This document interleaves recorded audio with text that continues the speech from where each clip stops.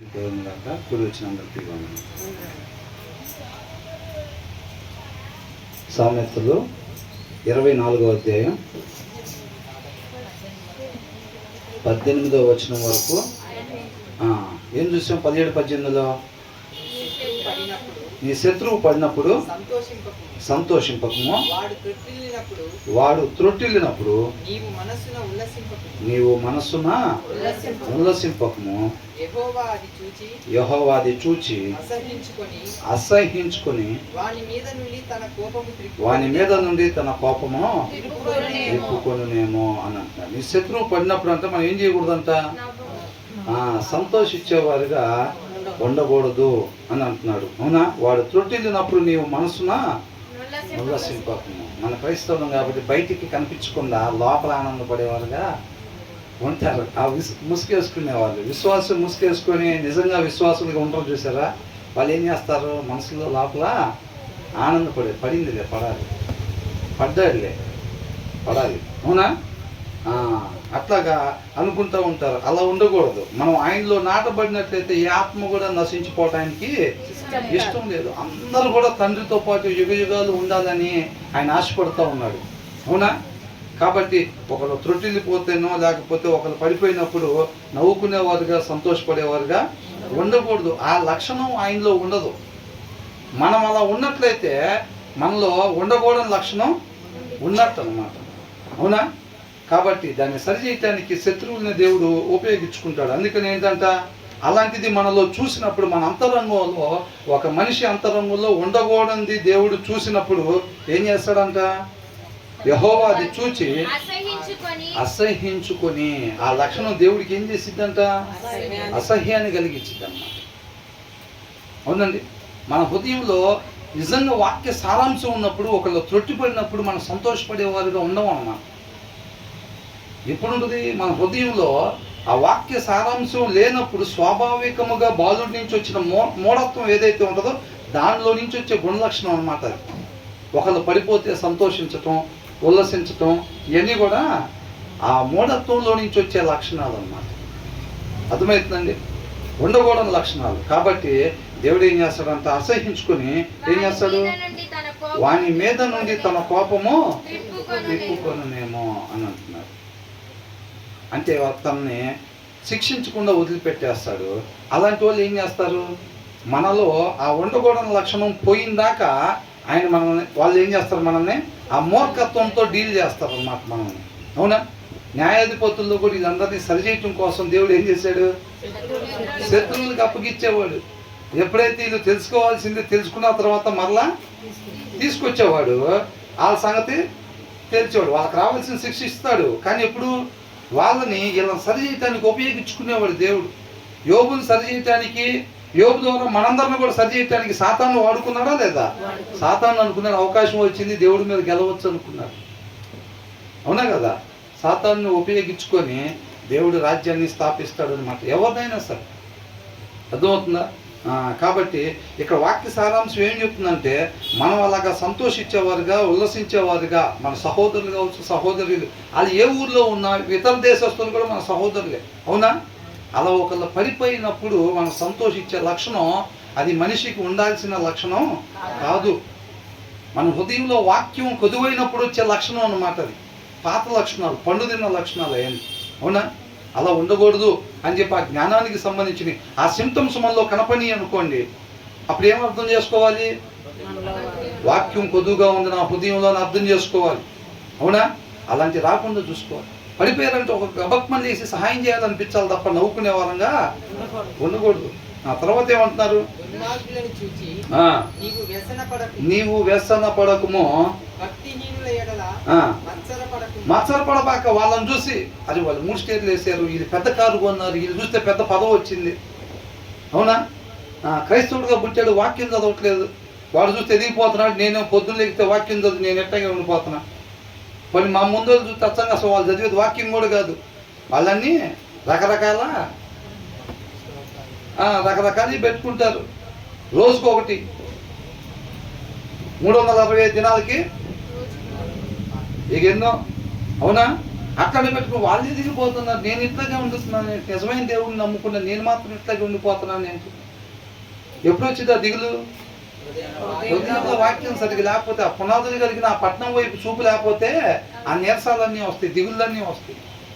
ఆ సిమ్టమ్ మనలో కనపడుతుందంటే నీ హృదయం ఉండాల్సిన రీతిగా లేదు, దాంట్లో కావాల్సినంత వరకు వాక్యం లేదు. ఇవన్నీ కూడా సిమ్టమ్స్ అన్నమాట. అందుకని నేను దుర్మార్గులను చూచి నీవు వ్యసన పడబాక. వాళ్ళు కొత్త కొత్త వస్త్రాలు, విలువైన వస్త్రాలు 10,000 పెట్టి శారీ కొన్నారు క్రిస్మస్కి. మొన్నే పోయిన సంవత్సరం ఫ్లోర్ వేసేది, వాళ్ళు ఫ్లోర్ వేస్తున్నారు మళ్ళీ. వాళ్ళు కార్లు మారుస్తున్నారు. వాళ్ళు చూస్తే ఇంత కట్నాలు ఇచ్చి మంచి మంచి అల్లుడిని లేకపోతే కోడల్ని తెచ్చుకుంటున్నారంట. మన చుట్టూ ఉండే వాళ్ళు అందరూ వాళ్ళే కదా ఉండేది, అవునా? అది ఎవరి దగ్గర చెప్పరు, మన దగ్గర చెప్తారు. 15 లక్షలు దాచానన్న ఫిక్స్డ్ చేసా పిల్లల పేరు మీద. ఎవరు చెప్తారు? మనకే చెప్పేది వాళ్ళు. ఎలిగే తీర్పాలను ఆర్పటమే వాళ్ళ పని, అవునా? ఎక్కడున్నా ఎత్తుక్కుంటూ పోయి అవి చెప్పిరని అంటాడు అపవాది. శుభ్రంగా వచ్చి అన్న పిల్లల పేరు మీద 15 లక్షలు వేసానన్న అంటాడు. వాళ్ళని చూసి వ్యసన పడబాక, మచ్చలు పడబాక. నేనేంటి ఇట్లాగే ఉండిపోతున్నా, నా ఇల్లు ఏంటి ఇలాగే ఉంది, మా పిల్లలు ఏంటి ఇలాగే ఉండిపోయారు. ఎప్పుడు కూడా అట్లాగా పదవులన్నీ వీళ్ళకే వస్తాయి, కార్లన్నీ వీళ్ళే కొంటారు, బంగ్లాలన్నీ వాళ్ళే కొంటారు, మేము మాత్రం ఇలాగే ఉంటున్నాం అని చెప్పి నువ్వు వ్యసన పడద్దు, మచ్చలు పడద్దు. ఎందుకని? దాని కింద వచ్చిన ఇచ్చారు చూడండి, ఏంటంట? మచ్చలు పడబాక. వాళ్ళని చూసి వ్యసన పడద్దు, నువ్వు మచ్చలు పడద్దు. అక్కడ ఏంటంట? దుర్మార్గులు అంటే ఎవరు? హృదయంలో వాక్యం లేని వాళ్ళు, మనిషి ఉండకూడని రీతిగా ఉండేవాళ్ళు, అవునా? మనిషి ఉండకూడని రీతిగా ఉండేవాళ్ళు. వాళ్ళని చూసి నువ్వు వ్యసన పడబాక. కింద ఎవరంట? భక్తిహీనులు అంటే వాళ్ళు కూడా ఉండకూడని రీతిగా, ఒక మనిషి ఎలా ఉండకూడదు అలా ఉంటారు అన్నమాట. అర్థమవుతుందండి? వాళ్ళని చూసి నువ్వు వాళ్ళ ఎడల మచ్చలు పడద్దు. దాని కింద వచ్చి ఏమంటున్నారు? దుర్జనుడు అంటే మంచి జనుడా కాదా? మంచి జనుడు కానివాడు, ఒక జనుడు ఉండకూడని రీతిగా ఉండేవాడు అని, అవునా? దుర్జనునికి దేర్ ఈజ్ నో ఫ్యూచర్. ఏంటంట? నిత్య జీవం లేదు వాళ్ళకి. వాళ్ళు బంగారాలు కొంటున్నారని, లేకపోతే వాళ్ళు కార్లు కొంటున్నారని, వాళ్ళు బంగారం కొంటున్నారని చెప్పి నువ్వు దిగులు పడబాక. వాడికి భవిష్యత్తు లేదు అంటున్నాడు. ఆమెకు భవిష్యత్తు లేదు, వాడికి భవిష్యత్తు లేదు. 4 రోజులు ఉంటే కార్లు, తర్వాత ఏం కనపడరు, ఏమైపోతారు, అవునా? వాడు 3 స్టేర్లు బిల్డింగ్ వేస్తాడు, ఒక దినాన్ని అది కనపడదు. త్వరగా పెరిగే గడ్డిలాగా నీ కళ్ళ ముందు అది పెరుగుతారు, ఒక దినాన్ని నువ్వు చూసినప్పుడు వాళ్ళు కనపడరు అంటారు. కాబట్టి వాళ్ళని చూసి నువ్వు మచ్చలు పడబాక, వాళ్ళని చూసి వ్యసన పడొద్దు. ఎందుకంటే వాళ్ళకి నిత్య జీవము లేదు, వాళ్ళకి ముందు గతి లేదు అని అంటున్నాడు. అర్థమవుతుందండి? కాబట్టి తాత్కాలికంగా ఈ లోక సంబంధంగా కొంతకాలం ఉండిపోయేటప్పుడు వాళ్ళు ఇక్కడ చూసి ఎదిగేదాన్ని చూసి మనం దిగులు పడకూడదు. ఎప్పుడు పడతాం? మన హృదయంలో వాక్యం లేకపోతే ఆయన హృదయాలు వచ్చింది తెలియదు మనం, అవునా? శాశ్వతమైనది ఏదో మనం తెలుసుకోలేకపోతాం. వారానికి ఒక అధ్యాయం, రోజుకు ఒక అధ్యాయం చదువుతా ఉంటే ఎవరైనా ఏదైనా కొనాలనగానే దిగులు పడతాం. మేము కొనలేకపోతున్నాం. వాళ్ళ అబ్బాయి పలానా బండి కొన్నారంట, మా అబ్బాయి కొనలేకపోతున్నాం, అవునా? అవసరమైతే దేవుడు ఇస్తాడు, అవునా కదా? పిల్లలు లేరని ఎంత నమ్ముకున్నాము అసలు, అట్లా ఉంటాం ఎట్లా ఉంటాం, నీకు అవసరమైతే ఇస్తాడు దేవుడు. ఆయన వద్దనుకుంటున్నాడు, ఆయన ఇస్తే చూడు, ఆయన నామం మహిమకరంగా పెంచు. ఆయన ఇపోతే ఎందుకు దిగులు? మన పని ఏంటి? ఆయన ఏదైతే ఇస్తాడో అది ఆయన నామాన్ని మహిమకరంగా పెంచాలి, మనం ఉపయోగించాలి మనం, అవునా? సంసోన్ని ఇస్తే ఆయన ఎలాగ పెంచాలో వాళ్ళ తండ్రి కంగారు పడ్డాడు.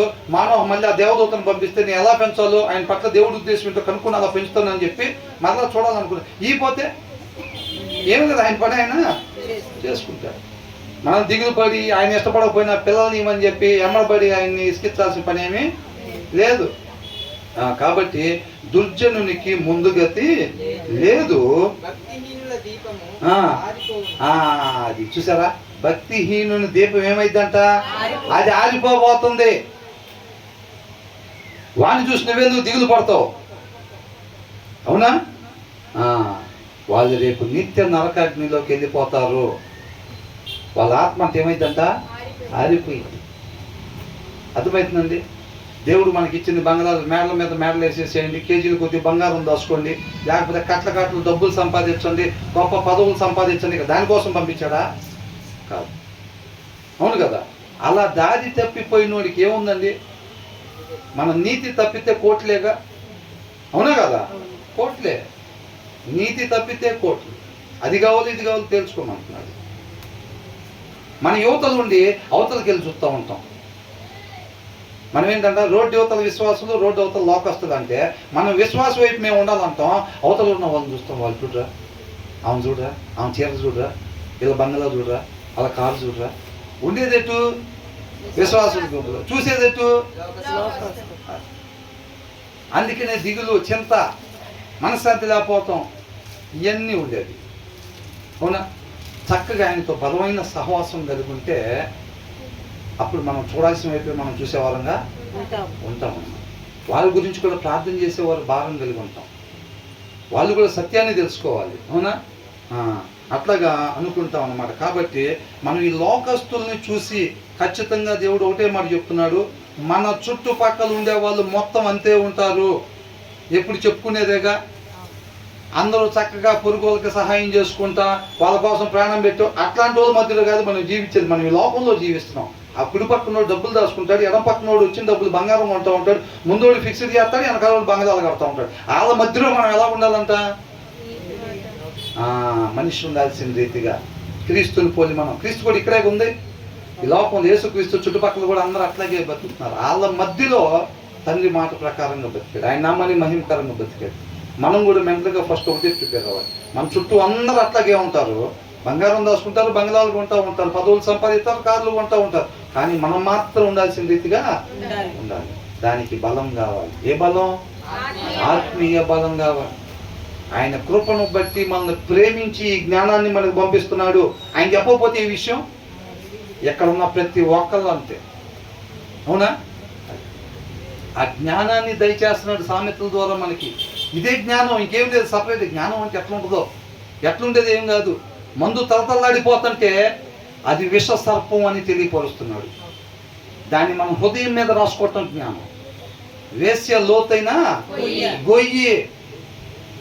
అవునా? చూసినప్పుడు అది గొయ్యిరా బాబు. దేవుడి జ్ఞానం అదే దేవుడి జ్ఞానం. వాడు ఎదిగిపోతున్నాడు, ఈడు ఎదిగిపోతున్నాడు రా బాబు అని అంటే వాళ్ళని చూసి మత్సర పడకుండా ఉండటం. అదే అది ఒక దినాన్ని ఆరిపోయే దీపం. ఏంటంటే ఏమనిచ్చారు? భక్తిహీనుల దీపము ఆరిపోవును. కంటి ముందు కనపడింది 3 స్టేర్ల బిల్డింగు. దేవుడి జ్ఞానం ఏంటి? అది ఆరిపోయే దీపము. కొన్నాడు 3 కోట్లు పెట్టి కారు మన ఇంటి పక్కన. ఆయన ఏంటది? ఆరిపోయే దీపం. అది దేవుడి జ్ఞానం. అవునా? అది తలతల్లాడిద్దంట, కానీ చివరికి ఏం చేసిద్దంట? కాటు వేసిద్ది. అర్థమవుతుందండి? విశ్వాసఘాతకులుగా చేసిద్ది. అది ఇక్కడేమో ఆరిపోయేటట్టుగా చేసిద్ది. అర్థమవుతుందండి? ఈ జ్ఞానం మనల్ని బ్రతికిచ్చిద్ది. ఈ జ్ఞానం నిత్య జీవానికి తీసుకెళ్ళింది. అంతేనా? ఆ తర్వాత ఏమంటున్నారు?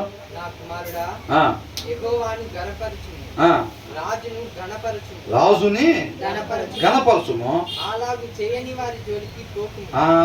ఏంటంట? దేవుణ్ణి గణపరచని వాళ్ళ జోలికి పోబాక. అప్పుడు రాజులు కూడా దేవుని చేత ఎన్నుకోబడేవాళ్ళు. అవునా? దేవుణ్ణి గణపరచాలి, ఆ రాజును కూడా గణపరచాలి. రాజుని గణపరచుము, అలాగూ చెయ్యని వారి జోలికి పోకుము.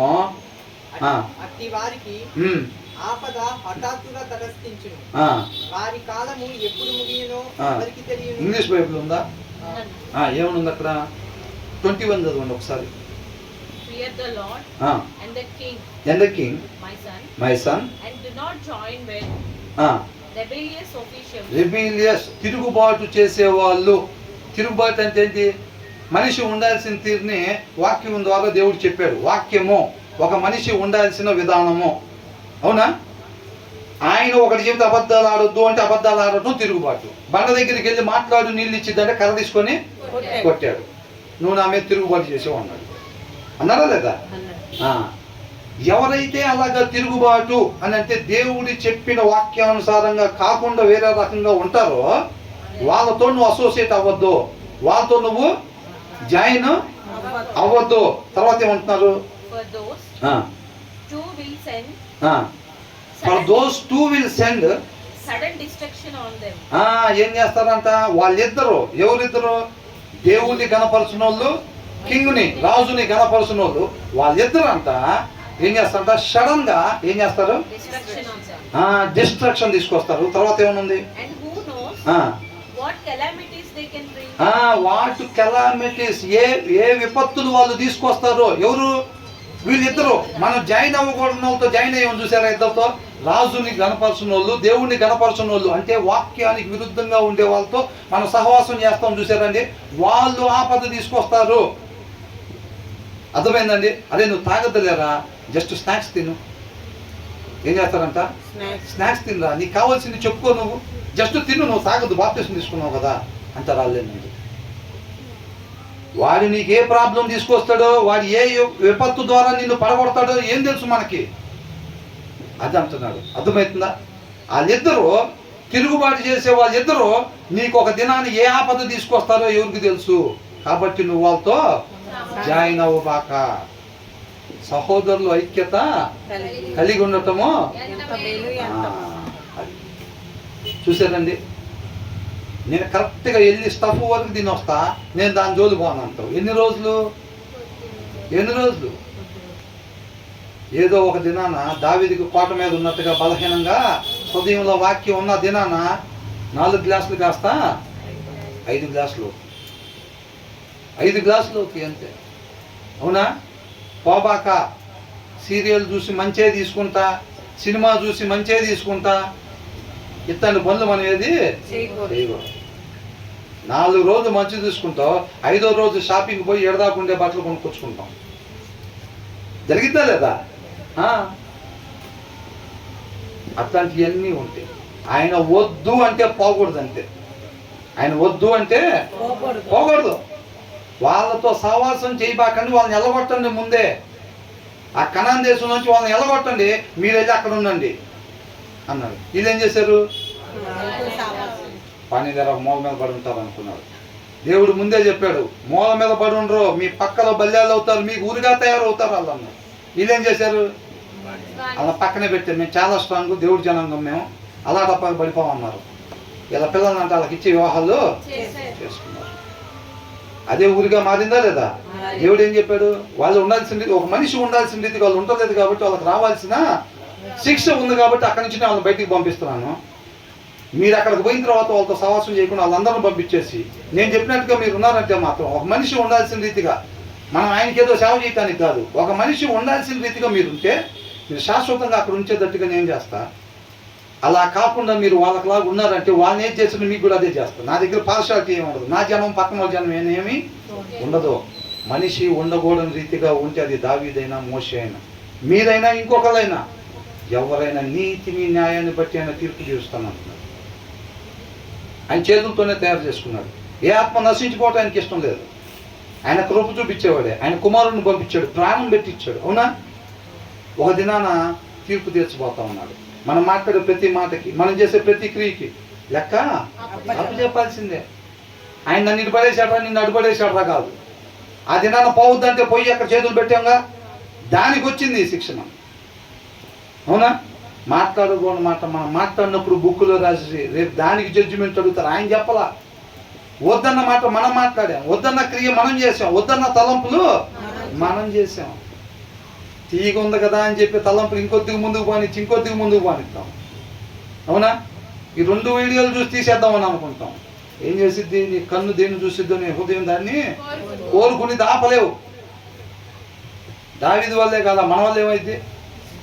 ముమ్మారు ప్రార్థన చేసేవాడు, హృదయానుసారుడు, ఆయన వల్లే కదా, మన వల్ల ఇద్దా? వద్దన్నప్పుడు దాని జోలి పోకుండా ఉంటుంది చేయాల్సిన ఉత్తమమైన పని. అవునా? నేను ఆడదాకా పోతా కానీ తప్పు చేయను. నీ చేతిలో ఏముంది అసలు? నా చేతిలో ఏముంది? ఆడదా పోయి అంచులోంచి చూసి రావటానికి. అవునా? పెద్ద పెద్ద బలం అనుకున్న వాళ్ళే పోయి పడిపోయారు గోతుల్లో. కాబట్టి ఆయన వద్దు అంటే దాని వైపు అసలు ఉండకూడదు. మనం చక్కగా కీర్తనలో సామెతలు స్టార్టింగ్లో ధ్యానించుకున్నప్పుడు కీర్తనకారుడు ఏమంటున్నాడంటే, ఆయన మాటతో మనం సరి చూసుకున్నప్పుడు మన జీవితాన్ని ఎక్కడైతే మార్చుకోవాల్సి ఉన్నదో ఏమాత్రం ఆలస్యం చేయకుండా ఇమీడియట్గా నేను టర్న్ తీసుకుంటాను అంటున్నాడు. అది వాక్యం అనే అర్థంలో మనం ఏదైతే సరి చేసుకోవాలని దేవుడు చూపిస్తున్నాడో ఏమాత్రం ఆలస్యం చేయకుండా ఇమ్మీడియట్గా మనం మార్చుకోవాలి. ఆయన పోలికలోకి ఆయన స్వరూపంలోకి మారే వాళ్ళంగా ఉండాలన్నమాట. కాబట్టి అలాంటి వాళ్ళ అలాగూ చెయ్యని వారి జోలికి పోవాక నువ్వు. నేను నేర్చుకోను, రోజు వాక్యం చదివి వాళ్ళతో పాటు ఉన్నా, నేను నేర్చుకోను, ఇవన్నీ వద్దు. అవునా? వాళ్ళ జోలికే నువ్వు పోవాక అన్నాడు. పనికిరాని ముచ్చట్లు చెప్పుకుంటుంటే మనం అక్కడ ఉండకూడదు. చేయకూడని పనులు చేసే వాళ్ళు తాళ్ళతో వెళ్తా మన సాహసం చేయకూడదు. మన పని చాలా ఉంది. ఆయన ఉద్దేశించిన సత్క్రియలు చేయటం కోసం ఆయన కృపను బట్టి మనం రక్షించుకున్నాడు. విధేయత చూపించే కొద్దిగా చక్కగా ఆయన నామాన్ని మహింపరిచే వారంగా మనం ఉంటాం అన్నమాట. ఆ తర్వాత ఏమంటున్నారు?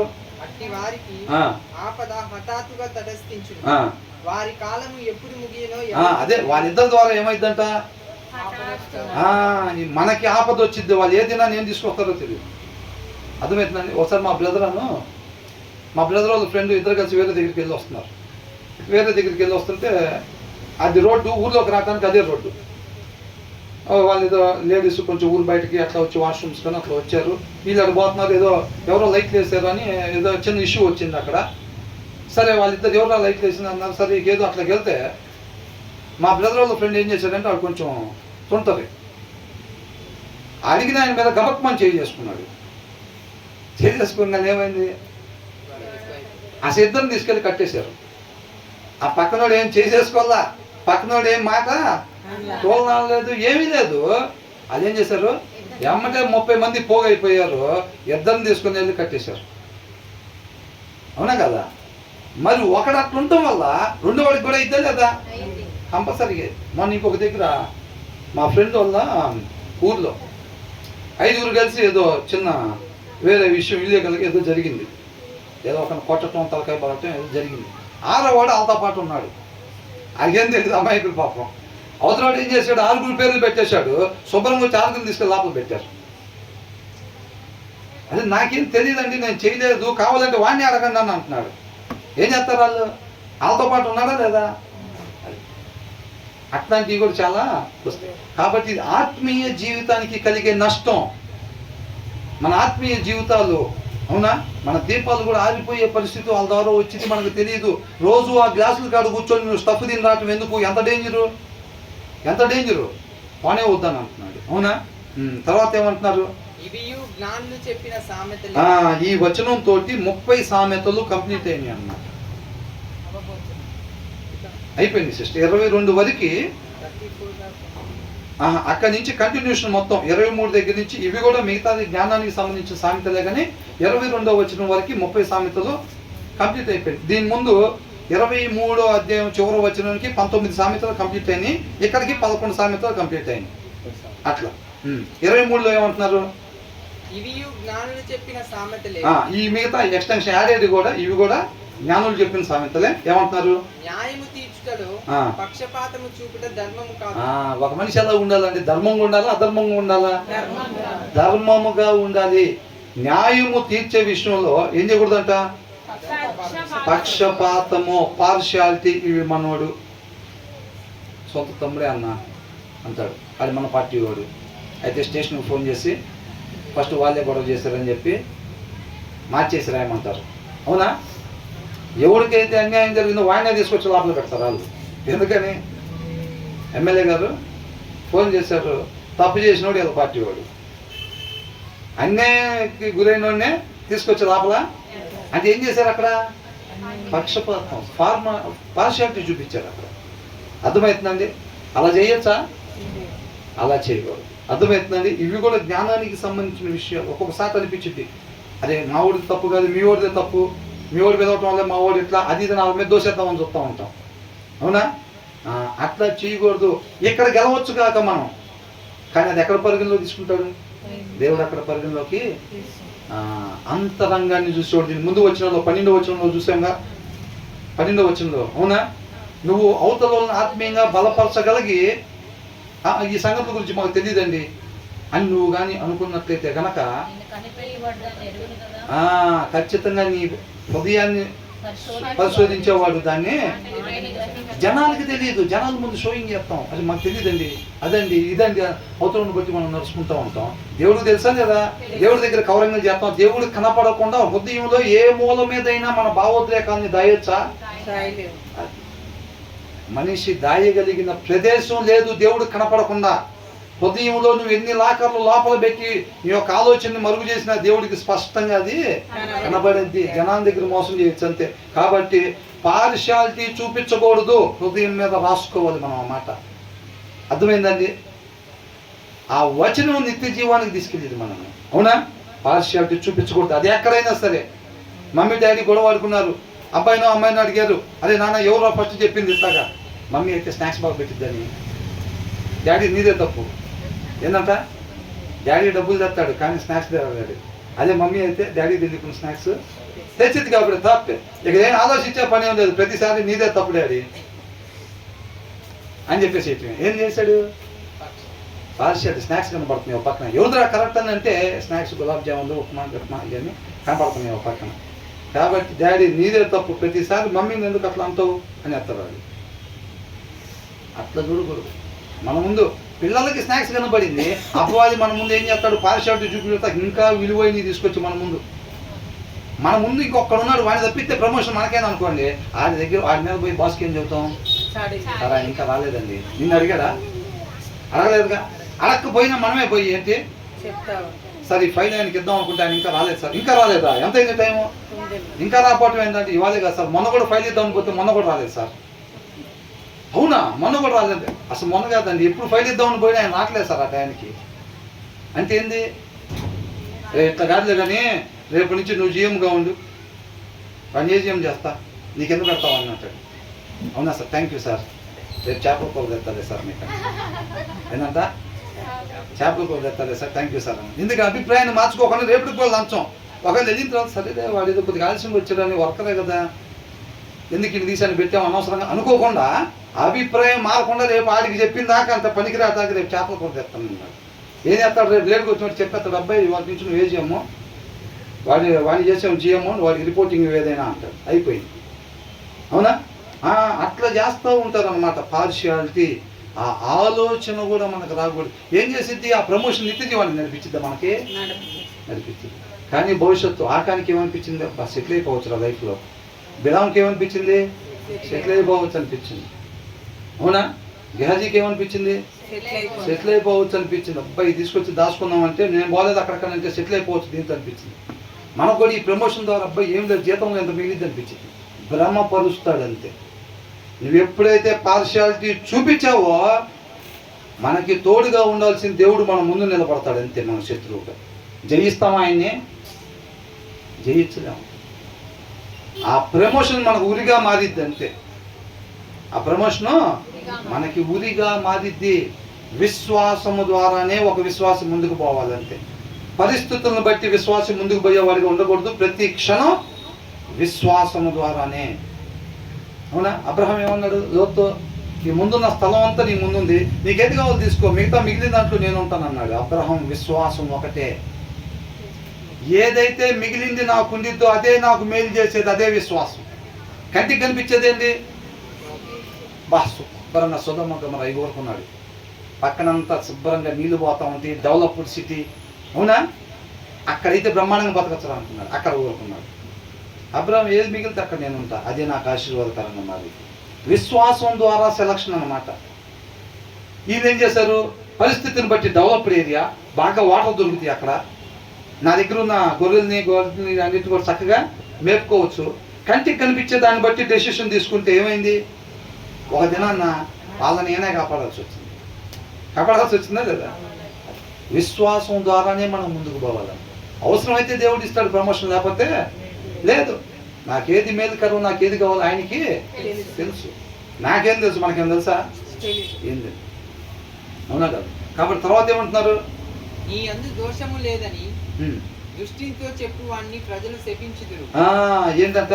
నీ యందు దోషము లేదని దుష్టునితో. దుష్టుడు అంటేనే ఏం చేసేవాడు? దోషం చేసేవాడు. అవునా?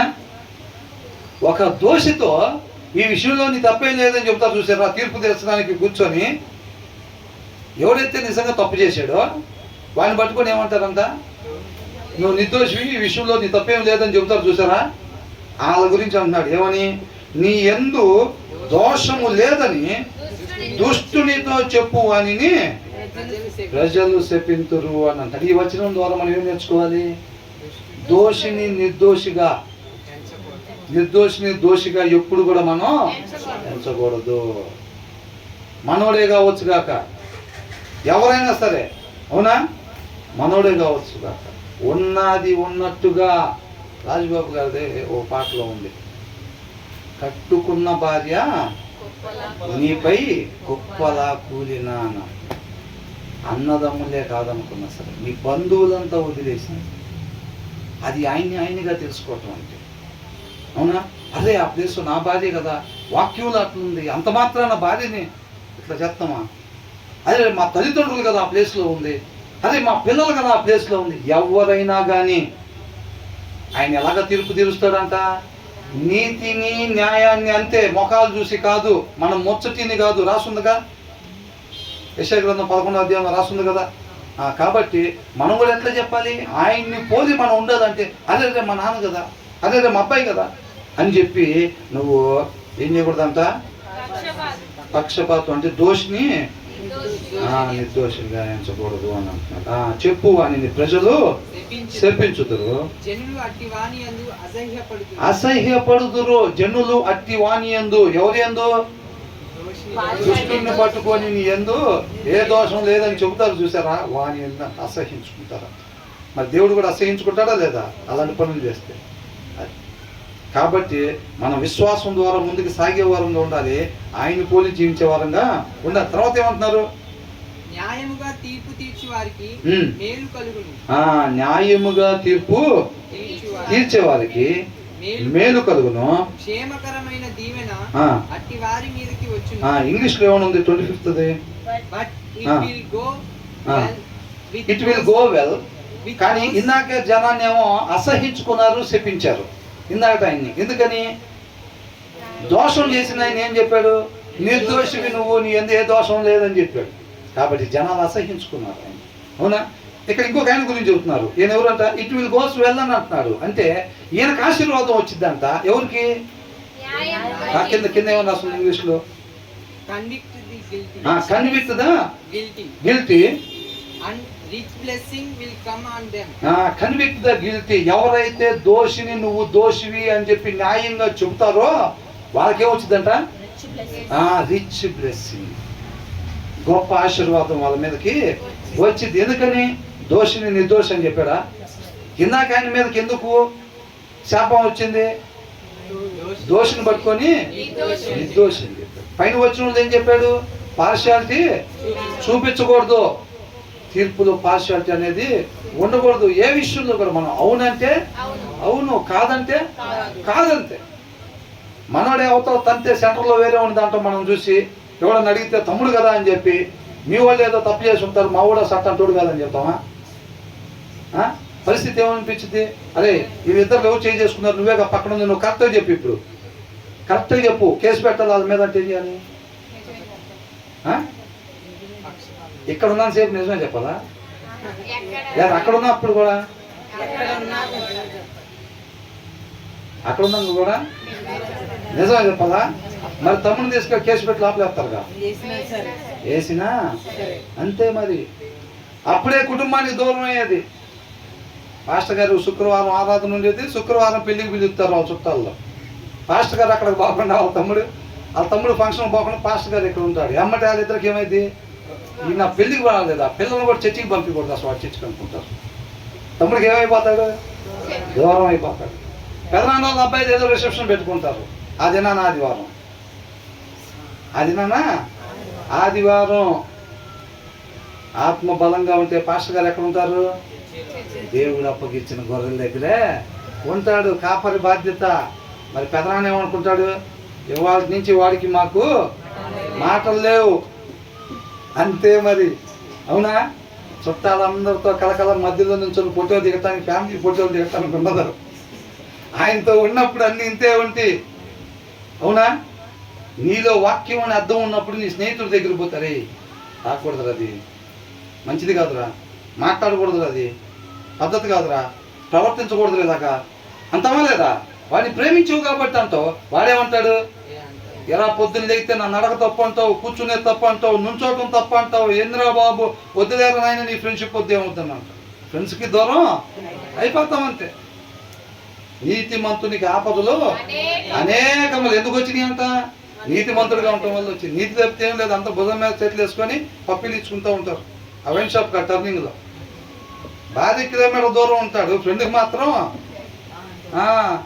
అంతే. అవునా కదా? నీతి తప్పితే సాధ్య కాదు, అంత భూ అంత ముచ్చట ఇంకెవరి దగ్గర ఉంటారు, అట్లా ఉంటారు. ఆయన తర్వాత ఏమంటున్నారు? ప్రత్యుత్తరం సరి అయిన మాటలతో ప్రత్యుత్తరం ఇచ్చుట పెదవులతో ముద్దు పెట్టుకొని ఉన్నట్లుండును. ఏంటి సిగ్నల్ అన్నది లాస్ట్లో? పెదవులతో ముద్దు పెట్టుకొనినట్లుండును. ఇక్కడ ఒకటి, సరి అయిన మాటలతో ప్రత్యుత్తరం ఇచ్చుట. అవునండి, చెప్పాల్సిన మాటలే, మాట్లాడాల్సిన మాటలే మాట్లాడాలి. అంటే ఆ మాట ఎవరు సెలెక్ట్ చేయాలి? దేవుడు సెలెక్ట్ చేయాలి. వాక్యం అంతా మన హృదయంలో తలంపులకి కావలిగా ఉండి నువ్వు మాట్లాడాల్సిన మాటకి ఏ మాట, మనిషికి ఆలోచనలు అనేకం. ఈ మాట మాట్లాడదాం, ఆ మాట మాట్లాడదాం అని ప్లాన్ చేసుకుంటా. ప్లాన్కి ఏం కొద్దు ఉండదు ఏ మనిషికి. మాట్లాడాల్సిన మాట మాత్రమే నీ హృదయం నుంచి బయటికి రావాలంటే ఆ మాటను దేవుడే సెలెక్ట్ చేసి పంపించాలి బయటికి. అవునా కదా? నువ్వు మాట్లాడాల్సిన మాట మాత్రమే మాట్లాడుతూ ఉంటా. సరిగ్గా, నీతిగా, న్యాయముగా, వాక్యానుసారంగా ఒక మనిషి ఉండాల్సిన రీతిగా మాత్రమే ఉండేటం అంట. ఏంటంట? పెదవులతో ముద్దు పెట్టుకొనినట్లుండును. ఇంగ్లీష్లో ఏమనుందండి? పెదవులతో ముద్దు పెట్టుకున్నట్టు కాదండి, అది ఆన్ ద లిప్స్ అని ఇచ్చారు. అంటే అర్థమైందండి?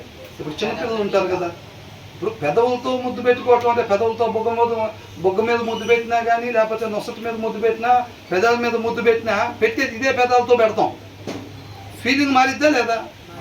బొగ్గ మీద ముద్దు పెట్టేటప్పుడు ఒకటి, ఇక్కడ చూస్తే వాత్సల్యం, ఇప్పుడు ఇక్కడ చూస్తే ఇంకొక, అట్లా ఉండిద్దా లేదా? కాబట్టి సరి అయిన ప్రత్యుత్తరం ఇచ్చుట పెదవులతో ముద్దు పెట్టుకోవటం కాదు. పెదవులతో ఇప్పుడు ఇక్కడ పెట్టినా, ఇక్కడ పెట్టినా, ఇక్కడ పెట్టినా ఏ పెదాలతో పెడతాం. కానీ ఒక తల్లిదండ్రులు ఉన్నారండి, ఒక చిన్న పాప ఉంది. ఫర్ ఎగ్జాంపుల్ మన సూర్య బ్రదర్ వల్ల పాప, బుడ్డమ్మాయి. అవునా? సూర్యకి ఇక్కడ ముద్దు పెట్టుకున్నట్టు ఉండదు. అవునా? ఇక్కడ పెడతాడు, సాటిస్ఫాక్షన్ అంతేది. ఇక్కడ పెడతాడు, సాటిస్ఫాక్షన్ అంతేది. ఇక్కడ పెడతాడు, ఆల్రెడీ సొల్లుగారుతూ ఉండేది. అయినా సరే ఇక్కడ పెడతాడు, ఏమనిపిస్తుంది? సాటిస్ఫాక్షన్ అనిపిస్తుంది. అవునా? అదే అన్నకే బ్రదర్ కూడా అట్లాగే అంటూ ఉంటాడు. తడిపేసే కాంట్రాక్ట్ ఇచ్చారులే కానీ అని అంటూ ఉంటాడు. అవునా? కాకపోతే ఆ మాధుర్యం అనేది అనమాట మెన్షన్ చేశారు అక్కడ. ఆన్ ద లిప్స్ అనేది తెలుగులో ఏమని చెప్పారంటే పెదవులతో అని అన్నారు. ఈ 3 ప్లేసుల్లో పెట్టిన పెదవులతోనే పెడతాం. కాబట్టి ఆ 3 ప్లేసుల్లో పెట్టేటప్పుడు ఫీలింగ్స్లో తేడా ఉండిద్దా ఉండదా? కంపల్సరీగా ఉండిద్ది. కాబట్టి సరి అయిన ప్రత్యుత్తరం ఇవ్వటం అంట పెదవుల మీద ముద్దు పెట్టుకున్నట్టు ఉండిద్దంట.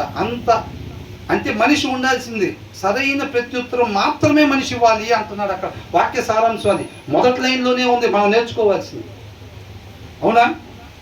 సరి అయిన ప్రత్యుత్తరము మాత్రమే మనము ఇచ్చేవారంగా ఉండాలి. ఏది పడితే అది మాట్లాడకూడదు. దేవుడు నోరు ఇచ్చాడు, మాటలు ఇచ్చాడు, మన లోపల ఐడియాలు చాలా ఉన్నాయి, మాటలు చాలా ఉన్నాయి అని చెప్పి ఏది పడితే అది మాట్లాడకూడదు. మాట్లాడకూడదు మాట మాట్లాడినప్పుడు బుక్లో రాస్తారా లేదా?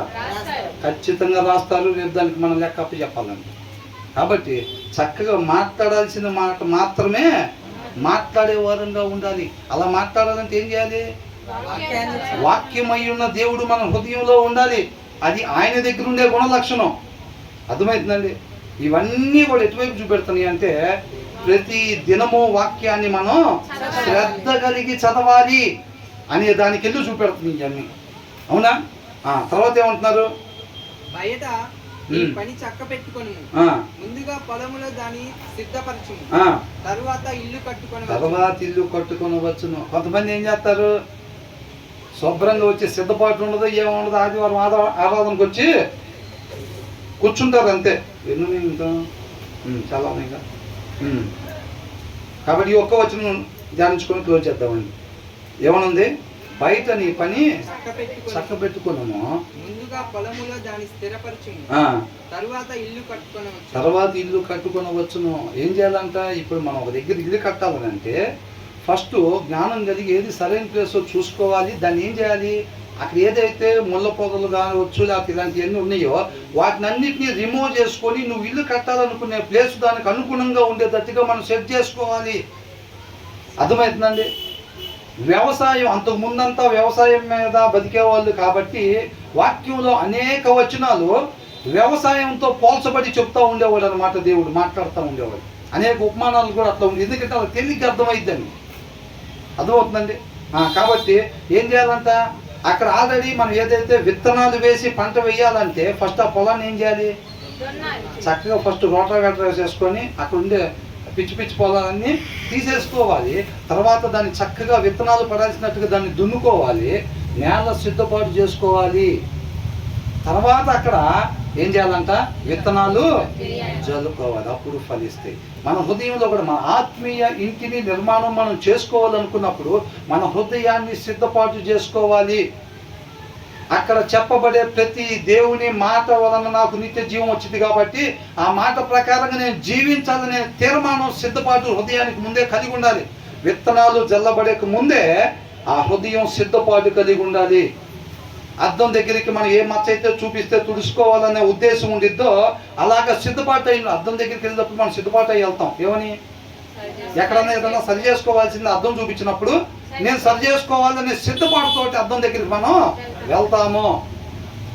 ఈ వాక్యం దగ్గర కూడా వచ్చేటప్పుడు ఏం చేయాలంటే హృదయాన్ని సిద్ధపాటు చేసుకోవాలి. ప్రభా తొందరగా అయిపోతే 11ంటికి వాక్యం అయిపోతే 12:30 నుంచి సీరియల్స్ 3 సీరియల్ వస్తాయి. ఏమవుతాయి అంట? 3 సీరియల్ వస్తున్నాయి. 5 ఆపలు దాచిపెట్టుకున్నారు. ఇస్కరియోతు యోధా కానీ డబ్బులు సంపాదించాలని ఒక పక్కన దాచిపెట్టుకొని దేవుడు ఎన్ని చోట్ల సువార్త చెబుతున్నా కానీ పోయి పక్కన నుంచి వింటున్నాడు. ఏంది? డబ్బులు సంపాదించాలనేది ఒక పక్కన లోపల దాచిపెట్టుకొని. అవునా? నేల సిద్ధపాటు చేశాడా? చేయలా. అర్థమైందండి? మనం ఏం చేయాలి? వచ్చేసేమా ఇంటెన్షన్ లేకపోతే శ్రద్ధ లేకపోతే ఇప్పుడు ఒక అక్క గిన్నె తెచ్చుకో పాయసం ఇస్తానంటే దాని లోపల ఆల్రెడీ మట్టి పుడుచుకొని వెళ్తామా? ఏం చేస్తాం? ఆల్రెడీ దాంట్లో ఏమన్నా పెట్టుంటే అవన్నీ తీసి వేరే దాంట్లోకి మార్చుకొని గిన్నె శుభ్రంగా ఖాళీ చేసుకొని కొద్ది కూడా పోకుండా ఆల్రెడీ కొద్దిగా ఏదన్నా ఉంటే మళ్ళీ అంత తక్కువ వచ్చిందేమో పాయసం అని చెప్పి ఏం చేస్తాం? ఏమి లేకుండా శుభ్రంగా గిన్నె అంతా ఖాళీ చేసుకొని శుభ్రంగా వెళ్ళి పాయసం తెచ్చుకుందామని చూస్తాం. మనం కూడా ఇక్కడికి వచ్చేటప్పుడు ఏం చేయాలి? సిద్ధపాటు. దేవుని మాట మన హృదయంలో ఉండేటట్టుగా హృదయాన్ని సిద్ధపాటు చేసుకొని మనం రావాలి. ఎత్తబడితే అట్ట వచ్చి ఇక్కడ కూర్చుంటే విత్తనాలు జల్లబడతాయి. కానీ హృదయం కఠినంగా ఉంటే అక్కడ అది ఫలించదు. సిద్ధపాటు లేకపోతే ఫలించదు. శ్రద్ధ కలిగి అది దానికన్నా విలువైంది ఏమైనా ఉందా? లేదు. వజ్రం విసురుతున్నా పట్టుకో అంటే ఎట్లా పట్టుకుంటాం? అవునా? అమ్మో జాగ్రత్త. ఒక గాజు గ్లాస్ విసిరితే ఎట్లా పట్టుకుంటాం? మరి ఏమి విసురు? నిత్య జీవాన్ని విసురుతున్నా పట్టుకో అంటున్నాడు. హృదయం ఓపెన్ చేసి ఎట్లా పట్టుకోవాలి? ఎట్లా పట్టుకోవాలండి దాన్ని? అవునా? అట్లాగా మన హృదయంలో జాగ్రత్తగా పడేటట్టుగా అది ఫలిస్తే మనం నిత్య జీవానికి వెళతాము. అంత జాగ్రత్త, దాని ఇంపార్టెన్స్ తెలుసుకొని అంత జాగ్రత్త కలిగి మన హృదయాన్ని సిద్ధపాటు చేసుకొని ఫస్ట్ దాని మీద మన ఆత్మీయుల్ని నిర్మాణం చేసుకోవాలి. ఈ మాటని బ్రదర్ వచ్చినప్పుడు కోట్ చేశారు ఒకసారి. మన వేరే బ్రదర్ వచ్చారు మీటింగ్ చెప్పడానికి ఇక్కడ. అవునా? ఈ బ్రదర్ ఏమన్నారు? నేను ఇల్లు కట్టాల్సింది ఇక్కడే కాబట్టి నేను క్లీన్ చేస్తున్నాను. ఎవరెవరైతే అబద్ధ బోధకులు ఉన్నారో ఎవరెవరైతే అట్లా ఉన్నారో ఫస్ట్ వాళ్ళందరినీ ఖండించి నిర్మూలన చేయాల్సిన బాధ్యత ఉంది. అవి మొత్తాన్ని తీసి పడేసి తర్వాత నేను అక్కడ ఇంటిని నిర్మాణం చేస్తానన్న మాట కూడా చేశారా? నేను చదివేటప్పుడు ఇక్కడ ఏమనిపించింది? ఎవరికి వాళ్ళకి వ్యక్తిగతంగా దేవుడు మాట్లాడుతున్న మాటలు ఇవి. ప్రతి ఒక్కరికి ఇది. ఎవరికో ఒకరికో ఇతర జ్ఞానం లేని వాళ్ళు ఎవరు ఉండుంటారు ఇక్కడ, వాళ్ళకని కాదు, ప్రతి ఒక్కరు. అవునా? కాబట్టి ఏం చేయాలంట? మన ఆత్మీయ ఇల్లు నిర్మాణం తర్వాత ఇల్లు కట్టుకొనవచ్చును. ముందు ఏం చేయాలంట? బయట నీ పని చక్కబెట్టుకును. ముందుగా పొలంలో హృదయ సిద్ధపాటు. చాలా మంది ఏం చేస్తారు? ఆదివారం ఆరాధనకి శనివారం సిద్ధపాటు కూడికని పెడతారు. అవునా? రేపు దినాన చక్కగా ఆ వాక్యం అయిన దేవుడు మన హృదయంలో ఏ మాటలు అయితే రాస్తారో దాని ద్వారా నేను ఉండాల్సిన విధానం నాకు తెలిసిద్దని చెప్పి సిద్ధపాటు ఇక్కడికి వచ్చేటప్పుడు కూడా చక్కగా ప్రార్థన పూర్వకంగా రావాలి, హృదయ సిద్ధపాటు కలిగి ఉండాలి. దేవుడు ఏదైతే చెప్తున్నాడు వాటి మీద మనకు వేరే అభిప్రాయాలు ఆల్రెడీ ఉండొచ్చు కాక, ప్రతి అభిప్రాయాన్ని తీసేసుకుని ఆయన ఏదైతే చెప్తున్నాడో దాని ప్రకారం ఎవరన్నా చెప్పనియండి, అది వాక్య సారాంశం ప్రకారం ఉందో లేదో చెక్ చేసుకొనే. ఇప్పుడు మనం ఉన్నాం 2 సంవత్సరాల నుంచి నడుస్తుంది అనుకోండి, 2 సంవత్సరాల తర్వాత 3వ సంవత్సరం మొదటి దినాన చెబుతున్నా సరే అన్నలు 2 సంవత్సరాల నుంచి చెబుతున్నారు కాబట్టి మనం చెక్ చేయాల్సిన పని లేదంటే మాత్రం పొరపాటు పడినట్టే. 9వ సంవత్సరం చెబుతున్నా, 18వ సంవత్సరం చెబుతున్నా, 35వ సంవత్సరం చెబుతున్నా సరే పౌలు గారు చెప్తుంటే కూడా ఏం చేశారంట, లేఖనాల ప్రకారంగా ఉందా లేదో చెక్ చేసుకునే బెరియా సంఘం వాళ్ళు వాళ్ళ జీవితాల్లో ఇంప్లిమెంట్ చేసుకున్నారు. అవునా? ఆ మాట మనకెందుకు చెప్పారు? మనము కూడా ఎంత పెద్ద అయ్యగారు వస్తున్నా, ఎంత కొత్త వాళ్ళు వచ్చినా ఏం చేయాలంట, వాక్య సారాంశం ప్రకారంగా అది ఉందో లేదో చెక్ చేసుకొని అప్పుడే మన జీవితంలో దాన్ని తీసుకోవాలి. దేవుడు కృపను బట్టి ఆయన మనల్ని పుట్టించి వదిలిపెట్టాడా? ఆయన వాత్సల్యంతో ఆయన ప్రేమను బట్టి చక్కటి జ్ఞానాన్ని మనకి దయచేస్తాడు. అపవాది అంబుల పొదిలో ఉండే వలలు, బాణాలు మనం బయటికి వెళ్తే సొసైటీలో ఏది ఉపయోగించి జనాన్ని పడగొడతా ఉంటాడో, వెలిగే దీపాలని దేనితో ఆర్పేస్తూ ఉంటాడో అవన్నీ దేవుడు ముందుగానే చెప్తున్నాడు మనకి. అవునా? వాడు కడతాడు 3 స్టేర్ల బిల్డింగ్, కంగారు పడద్దు. తలతల మెరిసిపోతూ ఉంటుంది, కంగారు పడద్దు. ఏమో నీట్గా రెడీ చేయొచ్చి ఇంటి పక్కన కిటికీ దిగగానే తలతలాడు.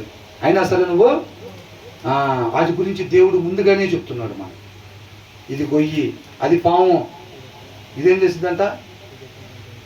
అట్లాగా మన విశ్వాసఘాతుకులుగా చేస్తే, ఇవన్నీ కూడా మోసం చేస్తే, వాడి అంబుల పొదిలో బాణాలు ఇవన్నీ ముందే జ్ఞానం కలిగి ఉన్న దేవుడి కృపను బట్టి మనకి తెలియపరుస్తూ ఉన్నాడు. ఈ జ్ఞానం అందుకనే ఆయన జ్ఞానము, ఆయన వివేకము, ఆయన తెలివి మనల్ని నిత్య జీవానికి నడిపిస్తాయి అన్నమాట. అర్థమవుతుందండి?